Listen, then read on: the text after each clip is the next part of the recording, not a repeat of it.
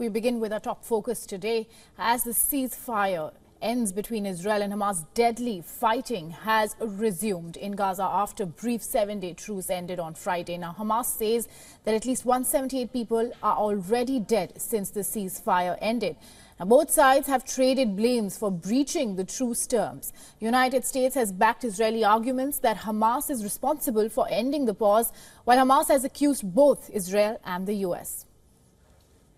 We continue to work with Israel, Egypt, and Qatar on efforts to restore the humanitarian pause in Gaza. But let's be clear about this. It's because of Hamas that this pause ended, that they were just simply failed to produce a list of hostages that could help enable that pause from extending. يعني احنا نرجع الفشل للطرفين الإسرائيلي والأمريكي.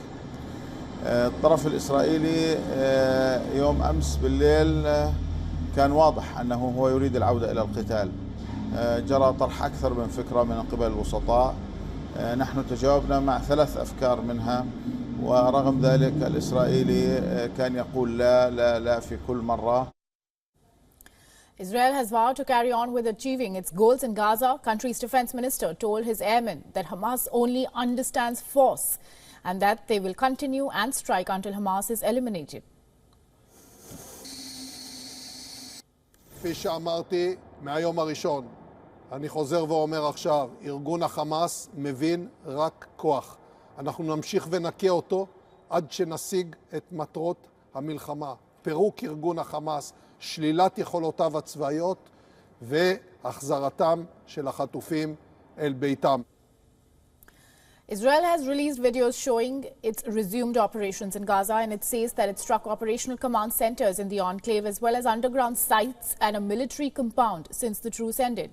It also said to have eliminated multiple terrorist cells throughout Gaza.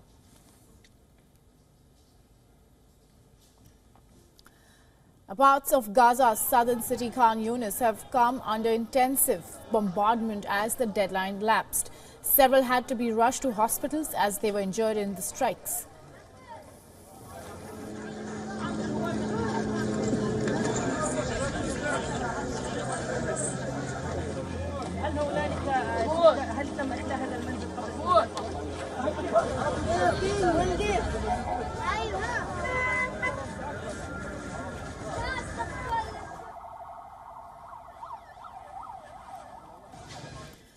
Meanwhile, Hamas has released video to show launch of drone towards Israeli army tanks in Gaza.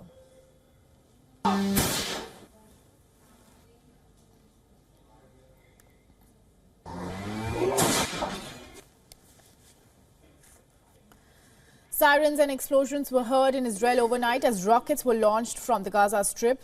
And fighting has also resumed on Israel-Lebanon border. Israeli army released a video to show army airstrikes and artillery fire targeting Hezbollah in Lebanon. And as per Lebanese state media, Israeli shelling killed 3 people in South Lebanon after the truce ended.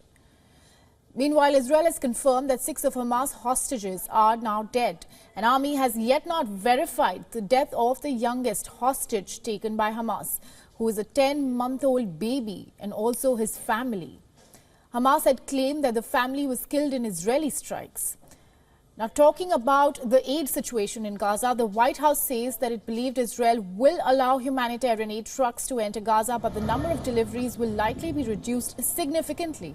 And UN, meanwhile, says that humanitarian aid delivery to Gaza is an unknown after the restart of fighting.